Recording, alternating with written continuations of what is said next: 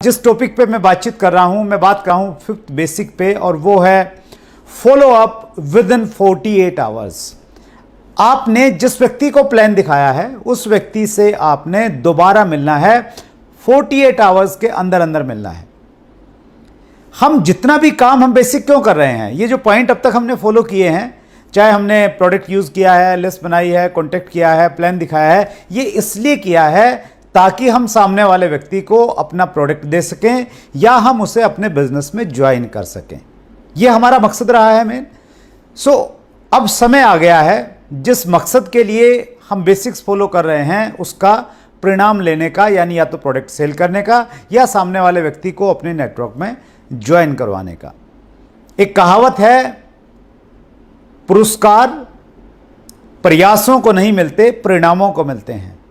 अगर आप अपने प्रयासों को परिणामों में कन्वर्ट कर पाए, रिजल्ट में उनको तब्दील कर पाए, तो ही आपको रिवार्ड्स मिलेंगे, तो ही आपको बेनिफिट होता है। जो भी हमने अब तक एक्टिविटीज की है वो इसलिए की है कि हम सामने वाले व्यक्ति को अपना प्रोडक्ट सेल करें।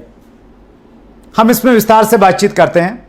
जब भी हम लोग फॉलोअप करें, सबसे पहली बात यह है कि जब भी हम लोग फॉलोअप करने के लिए जाते हैं, फॉलोअप को हम लोग क्वेश्चन हैंडलिंग भी कहते हैं। रिसर्च ये कहती है कि 10% लोग प्लान देखने के बाद प्रोडक्ट लेते हैं या ज्वाइन करते हैं, लेकिन 90% लोग तब ज्वाइन करते हैं जब उनको फॉलोअप किया जाता है, जब उनसे दोबारा मिला जाता है। फॉलोअप को हम लोग क्वेश्चन हैंडलिंग भी कहते हैं। क्वेश्चन हैंडलिंग का मतलब यह हुआ कि यहां पे बहुत सारे प्रश्न आएंगे आपके सामने और उन क्वेश्चंस को आपने सही से हैंडल किया, सही से उनका रिप्लाई दिया, तो सामने वाला व्यक्ति आपके साथ में जुड़ जाएगा। फॉलोअप कब करना है? फॉलोअप के जनरली हम लोग 5 फॉलोअप की बात करते हैं कि 5 बार आपको आइडियली आपको फॉलो करना चाहिए। पहला फॉलोअप कब करना है? पहला फॉलोअप प्लान दिखाने के तुरंत बाद किया जा सकता है। आपने किसी व्यक्ति को प्लान दिखाया, उसके तुरंत बाद भी आप फॉलोअप कर सकते हैं। अगर उस समय सामने वाला व्यक्ति आपके साथ, आपके बात से सहमत नहीं है, आपका प्रोडक्ट नहीं ले रहा है, तो आपने उस समय एक अपॉइंटमेंट फिक्स करनी है दोबारा मिलने की, और वो जो अपॉइंटमेंट है वो 48 घंटे के अंदर होनी चाहिए। इसलिए हम इसे कहते हैं फॉलोअप विद इन 48 आवर्स। इसके पीछे बहुत सारी साइंस है, हम लोग उस साइंस में नहीं जाएंगे।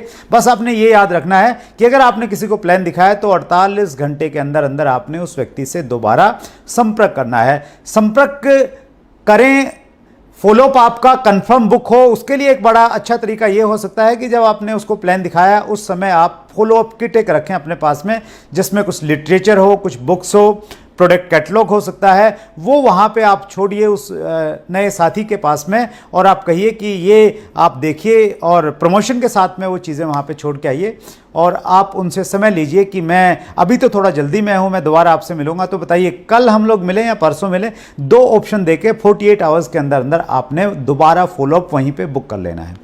आप 48 आवर्स के बाद में मिले, और उसके बाद में भी व्यक्ति अगर निर्णय नहीं ले पा रहा है तो आप परेशान मत होइए। अभी आपने 3 फॉलोअप और करने हैं, टोटल 5 फॉलोअप बताया गया है कि 5 फॉलोअप तक आपको करना चाहिए। आपने ध्यान रखना है कि जब भी आप किसी व्यक्ति से मिलने के लिए जा रहे हैं फॉलोअप में, या तो आप प्रोडक्ट सेल करके आएंगे, उसका केवाईसी लेके आएंगे, या नेक्स्ट कब मिलना है वो अपॉइंटमेंट की डेट और टाइम लेके आएंगे। दोनों में से एक चीज वापसी में आपके पास में होनी चाहिए। इस प्रकार से हम 5 फॉलोअप कर सकते हैं। जब हम लोग फॉलोअप करेंगे, फॉलोअप करते समय कुछ इंपॉर्टेंट पॉइंट्स है जिनका हमें हमेशा ध्यान रखना चाहिए। पहला पॉइंट है हैव पेशेंस। आपने धैर्य के साथ में बातचीत करनी है, उतावलापन मत दिखाइए, जल्दबाजी मत कीजिए। अक्सर जल्दबाजी में चीज़ें खराब हो जाती हैं। आप आराम से मिलिए, बातचीत कीजिए, पेशेंस रखिए अपनी बातचीत में। बी एंथुसियास्टिक, उत्साह में रहिए, एक्साइटमेंट में रहिए। आपको बोर नहीं होना है, आपको परेशान नहीं होना है कि आप तीसरे या चौथे फॉलोअप में जा रहे हैं और बंदा जो है बहुत पकाऊ है, बहुत सारे प्रश्न करता है, बहुत सारी क्वेरी करता है, बहुत नेगेटिव सी नेचर का है। आप जब भी मिले उत्साह में रहिए, क्योंकि एक लाइन मुझे बहुत अच्छी लगती है, selling is transfer of enthusiasm. अगर आप अपने एंथुजियाज्म को, अपने उत्साह को सामने वाले व्यक्ति में ट्रांसफर कर सकते हैं तो आप अपना प्रोडक्ट सेल कर सकते हैं। वो उत्साह आपका हमेशा बना रहना चाहिए। Do not over commit. आप जब फॉलोअप के लिए जाएं, कोई भी ओवर कमिटमेंट मत कीजिए, चाहे वो प्रोडक्ट के बारे में है, चाहे आप उसको किस प्रकार की सर्विसेज देंगे उसके बारे में है। ओवर कमिटमेंट करना मोरली भी ठीक नहीं है, और अगर आपने कुछ मोरल का ओवर कमिटमेंट किया और आप पूरा नहीं कर पाए तो वो आपके बिजनेस को कोलैप्स करने वाली चीज़ बन जाती है। तो fourth point is be honest, ईमानदार रहिए, ईमानदारी से बातचीत कीजिए, जिस प्रोडक्ट के जो परिणाम है वही परिणाम बताइए। और honesty is the best policy, ये हजारों साल पहले से रही है और ये आज भी वैसे ही काम करती है। इस दुनिया के जो बहुत बड़े बड़े सेल्स प्रोफेशनल्स हुए हैं, जो कामयाब नेटवर्क मार्केटिंग लीडर्स हुए हैं, उनकी एक खूबी मिलेगी, वो हमेशा ऑनेस्ट रहे हैं, उन्होंने ईमानदारी से काम किया, ईमानदारी से लोगों के साथ में बातचीत की। Do not ask open ended questions, आप फॉलोअप के टाइम में कुछ ओपन एंडेड क्वेश्चंस मत पूछिए। फॉर एग्जांपल, बहुत सारे लोग ये पूछते हैं कि तो सर आपको प्लान कैसा लगा, तो इसका वो कुछ भी जवाब दे सकता है। या आप कहते हैं कि तो फिर आपका क्या इरादा है। वही प्रश्न पूछिए जिनका रिप्लाई आपको पहले से ही मालूम है कि ये रिप्लाई आ सकता है। फॉर एग्जाम्पल, आप ये पूछ सकते हैं कि सर मैंने आपको 3 प्रोडक्ट के बारे में बताया, इन 3 में से आपको कौन सा प्रोडक्ट सबसे अच्छा लगा, तो शायद वो तीनों में से एक आपके सामने रखेगा। तो इस प्रकार के प्रश्न पूछिए जिनका पहले से ही उत्तर निर्धारित है। आपकी सीनियर अपलाइन इस बारे में आपकी सहायता करेगी। डू नॉट बी इमोशनल, जब आप फॉलोअप में जाते हैं इमोशनल मत बनिए, भावुक मत बनिए कि वो आपका प्रोडक्ट नहीं ले रहा है, वो आपकी बात नहीं मान रहा है और आप तो इतनी उससे उम्मीद रखते थे। तो इमोशनल मत बनिए, ये जस्ट आपका एक काम है, आप अपना काम करने के लिए गए, आपके पास में एक बहुत बड़ी अपॉर्चुनिटी है, ऊपर वाले ने आपको मौका दिया है जिन लोगों की ज़िंदगी बदलने के लिए, और अगर उसकी किस्मत अच्छी नहीं है तो शायद वो आपकी इस अपॉर्चुनिटी को देख नहीं पा रहा है, तो उसमें भावुक मत होइए। डू नॉट आर्ग्यू, बहस मत कीजिए, आर्गुमेंट में मत जाइए। हमारा मकसद किसी व्यक्ति को हराना नहीं है, हम कोई कोर्ट में नहीं है कि हम दलील लेके सामने वाले को हराएंगे। हमारा मकसद है सामने वाले व्यक्ति को बिजनेस में लेना या उसको प्रोडक्ट देने जिससे उसकी हेल्थ बेटर रहे। अगर सामने वाला कैसा भी प्रश्न पूछ रहा है, वो प्रश्न बचकाना हो सकता है, वो बेवकूफ़ी वाला प्रश्न होता है, तो आपने उसका मजाक नहीं उड़ाना है, आपने आर्ग्यूमेंट करने से हमेशा बचना है, क्योंकि आर्ग्यूमेंट में आप जीत जाएंगे तो आपका जो परिणाम है, आपका जो मेन ऑब्जेक्ट है, वो ऑब्जेक्ट आपका पूरा नहीं होने वाला है। Have a proper business kit, आपके पास में एक प्रॉपर बिजनेस की किट होनी चाहिए, एक प्रॉपर आपके पास में बैग होना चाहिए, जिस बैग में सारे टेस्टिमोनियल्स हों, आपके पास में प्रोडक्ट हों, आपके पास में लिटरेचर हों, वो सारी की सारी चीज़ें आपके पास में होनी चाहिए जब आप फॉलोअप करने के लिए जाएं। नेक्स्ट पार्ट है फ्रीक्वेंट रिस्पॉन्स स्टेटमेंट्स। जब भी आप किसी व्यक्ति से मिलेंगे तो एक तरह की स्टेटमेंट्स आपको मिलने वाली हैं, उसके लिए आपने प्रिपेयर रहना है। अगर ऐसी ऐसी बातें लोग आपसे पूछते हैं तो आप बिल्कुल परेशान मत होइए, क्योंकि आपको मालूम है कि ऐसी ही बातें सामने वाले लोग करने वाले हैं। क्या स्टेटमेंट्स होंगी? लोग कहेंगे आई डोंट हैव मनी, मेरे पास में 100 रुपया भी नहीं है सामान खरीदने का।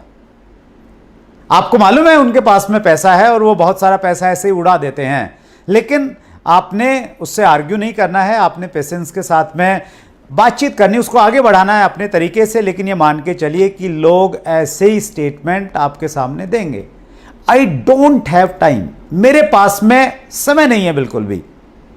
लोग ऐसा बोलेंगे, आपने ये नहीं कहना है कि आपके पास में तो बहुत सारे समय हैं, जब इतना व्यस्त होने के बावजूद मैं टाइम निकाल सकता हूं, तो आप भी निकाल सकते हैं। बस आपने प्रिपेयर रहना है कि ऐसा सवाल आए तो कोई बड़ी बात नहीं हुई आपके सामने, I will get back to you. बहुत सारे लोग कहेंगे कि मैं आपको सोच के बताऊंगा, मैं वापस आपको फोन करूंगा, तो ऐसे भी आपको रिस्पॉन्स मिलेंगे।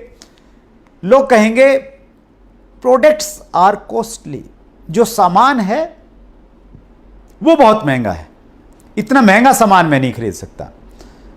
लोग ऐसा कहेंगे, हालांकि उनको प्रोडक्ट की शायद उतनी नॉलेज नहीं है कि प्रोडक्ट की कॉस्टिंग कैसे निकाली जा सकती है, लेकिन फिर भी लोग कहेंगे आई कांट सेल, मैं बेच नहीं सकता हूं, ये बेचने वाला काम मुझे दिखता है, ऐसा लोग आपको कहेंगे। कुछ लोग कहेंगे is it A pyramid scheme और स्कैम और मनी सर्कुलेशन कंपनी। लोग ऐसा भी बोलेंगे, वो आपको ऐसा एहसास कराएंगे कि जैसे आप बहुत गलत काम में हैं। लोग आपको ये भी बोलेंगे कि मैं मेंबर नहीं बना सकता, ये मेंबर बनाने का काम नहीं मेरे से होगा, बाकी सब कुछ ठीक है, आपका प्रोडक्ट ठीक है, सब कुछ बढ़िया है, मैं सब कुछ मान रहा हूं, लेकिन ये जो लोगों को जोड़ने वाला काम है ये मेरे से नहीं होगा। कुछ लोग कहेंगे, सीधा बोलेंगे कि मैं इंटरेस्टेड नहीं हूं, ऐसे कामों के लिए मैं इंटरेस्टेड नहीं हूं। सो ये इस प्रकार की जो स्टेटमेंट है ये आपको मिलने वाली हैं, इसके लिए प्रिपेयर रहिए। हर स्टेटमेंट का कैसे आपको रिप्लाई करना है वो हम आगे के सेशन में बताएंगे, लेकिन ये सोचिए, प्रिपेयर रहिए हमेशा इस चीज़ के लिए कि इस प्रकार की स्टेटमेंट आपके सामने आने वाली है। अब